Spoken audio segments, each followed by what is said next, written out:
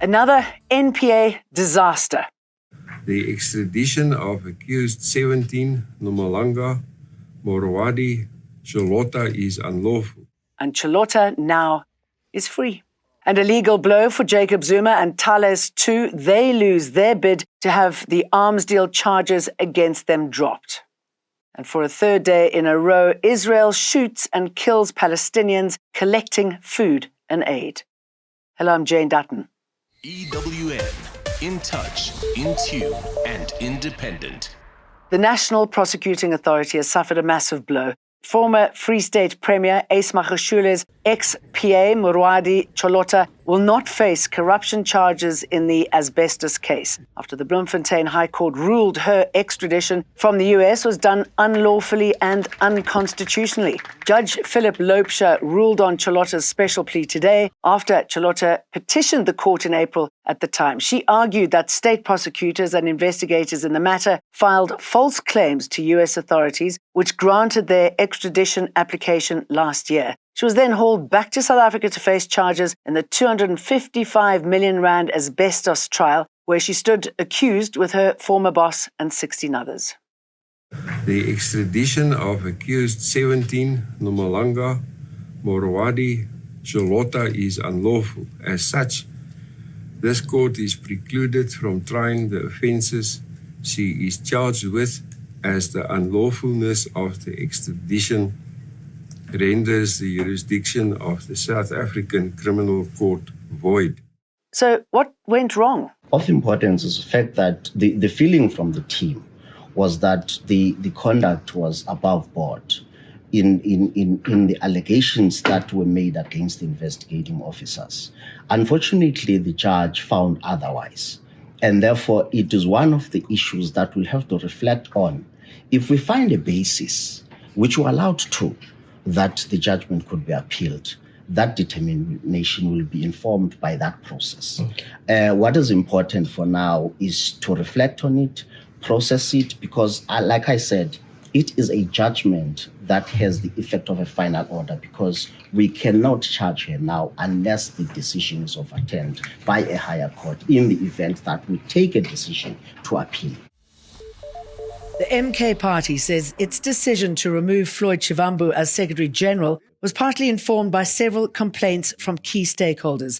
Earlier, the party announced that it's redeploying Shivambu to Parliament, removing him from the party's senior leadership. Party National Chairperson Nathi Nhleko also weighed in on Shivambu's controversial visit to Malawi to see fugitive prophet Shepherd Bushiri. It is common knowledge that Bishop Shepherd Bushiri and his wife, Mary Bushiri, skipped bail and are to return to South Africa to stand trial on various charges. Based on the deliberations by national officials, it was confirmed that the trip was not officially sanctioned, was not an officially sanctioned program of the organization or the president, which therefore goes against the constitution of the party.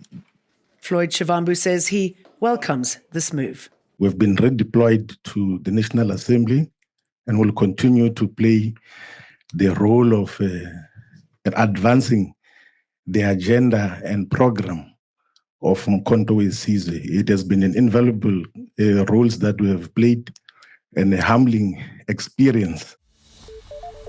Former President Jacob Zuma has lost his bid to have charges relating to the controversial arms deal filed against him dropped. Pietermaritzburg High Court has today dismissed an application brought by French arms company Thales and Zuma to be acquitted of the criminal charges. Thales filed the application a month ago. It argued that since two of its key witnesses have died, it would not be guaranteed a fair trial. Zuma joined Thales in its bid to have the charges dropped.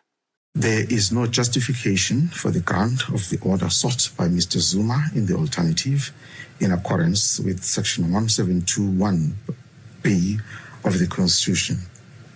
I therefore make the following order. The application by both Mr. Zuma and Thales is dismissed. South Africa's economy grew by a lackluster 0.1% in the first 3 months of the year.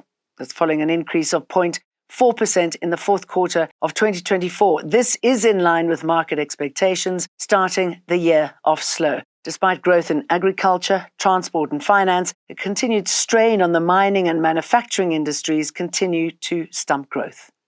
We are saying that our economy expanded by 0.1% in the first quarter of 2025. I was listening to commentaries from last night from economists from different areas, and they were saying that it might stay at a zero. Some say it might go into the negative. Some said it might go slightly higher. So there it is sitting at 0.1%, and the year-on-year is sitting at 0.8%.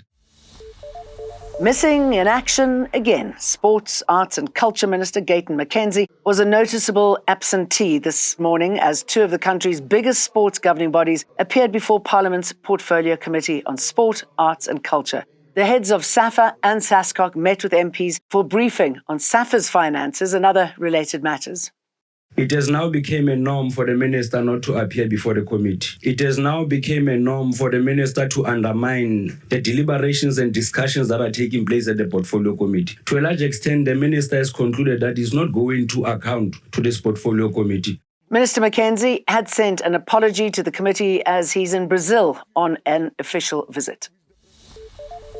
From Wednesday, motorists will pay an extra 16 cents per litre for petrol and 15 cents more per litre for diesel after the Western Cape High Court dismissed the Economic Freedom Fighters' application to suspend the fuel levy. The EFF had approached the court to suspend the increase before Wednesday and also review the minister's decision in his budget speech last month. But Minister Enoch Godongwana defended the decision, arguing in court that it was not another tax but rather a regulatory charge that the minister is empowered to implement.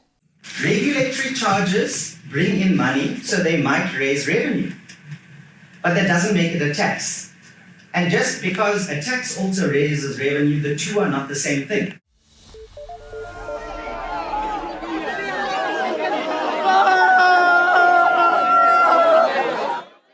United Nations Human Rights Chief Volker Turk has said that, quote, deadly attacks on civilians around aid distribution sites in the Gaza Strip constituted a, quote, war crime. For 3 days in a row now, Palestinians have been shot at and killed while collecting aid. Rescuers in the Palestinian territory said Israeli fire targeting civilians near an aid distribution center in the southern city of Rafah killed 27 people on Tuesday. It came after a similar incident on Sunday when rescuers said 31 people were killed at the same location. They were on their way to collect aid. Turk says attacks directed against civilians constitute a, quote, grave breach of international law and a war crime.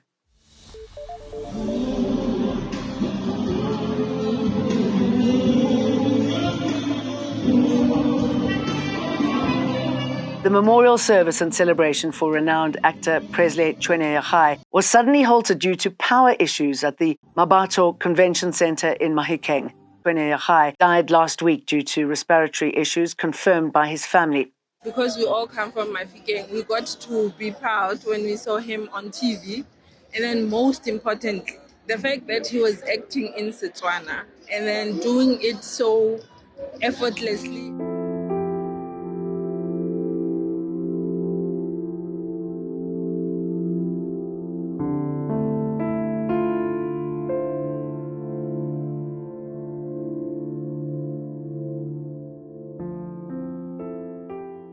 EWN, in touch, in tune, and independent.